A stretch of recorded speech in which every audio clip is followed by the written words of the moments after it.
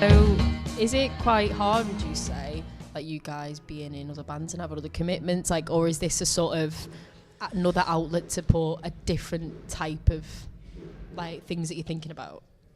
That was a really long question. I was just carried on like we've all. No, I get you. It's important and feels amazing to do, but it's sometimes it's hard work organising things so that we can do it, I guess. Yeah. But the actual doing it is just great. I think people, can be surprised because it seems a bit unusual to be in more than one band, but it's definitely not. It's great because you can wear different hats and be creative in different ways. It's quite fortunate, really. Yeah, it's lucky. Yeah, it's just having Google Calendar.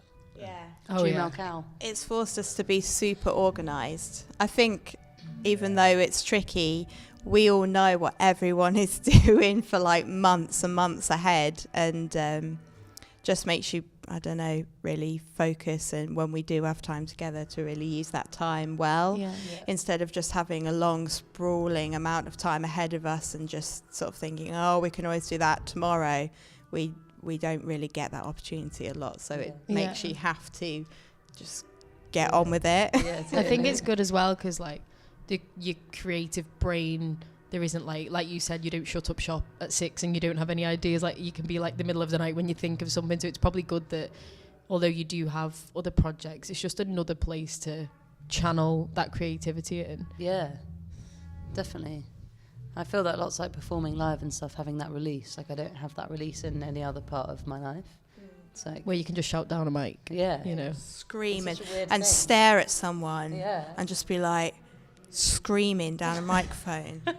Like otherwise that would never happen, would it? Well, you could do it, but you'd probably get arrested. Right now. Just look right down. And if we come into contact with microphones, you have to restrain ourselves. Yeah.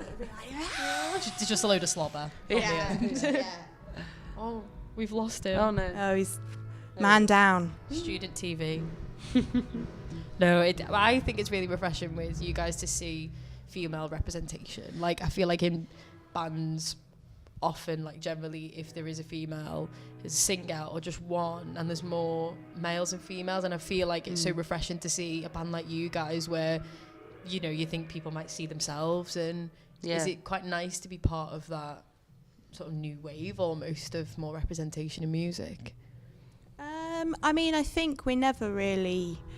I think it's nice. I'd like to, like, if anyone took something from us performing, I think, you know, whether they were female or male, like that's really amazing. But definitely, I think it helps if you can see yourself, the version of yourself doing something, makes it a little bit more tangible and understandable that you could also go and do it. But I think also, I think a lot of pressure is sometimes put on maybe women in bands to be that when, you know, when we started, like when I first started playing music, I didn't even know there was a difference. Like I didn't even know it was a thing that I was like a girl playing music as opposed to being a guy. And then you go out in the world, you realise actually no, there's other people have people have a bit more of an issue with it than you do. And then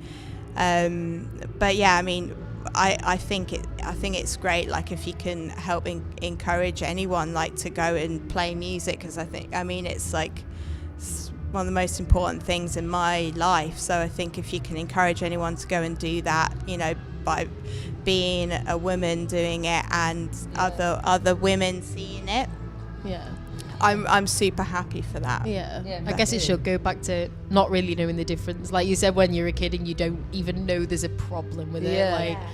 But I think that's what music needs, and from having representation, it needs to go back to doesn't even matter what genders are in the band, it's all be seen as equal. And I think in media as well, like music's come a long way. You know, it often was like women were sort of like over-sexualized in music, and you know, you see like all these tons of music videos and stuff, but it's so nice now like to look at a band and everyone's just equal and they're having a good time. Like it's not for a marketing reason. Like I think it still has a long way to go, definitely, but I think, you know, steps are being taken forward to improve it. And I think just having conversations like this, you know, and even just like on a small level, people talking to each other about it, I think will only help improve, you know, stuff. Obviously action has to happen as well with it, but I think, you know, having conversations about this sort of thing is important, definitely. So finally, what are your favourite songs to play live? Have you got a favourite? Mine's In My Head. Yeah, me too.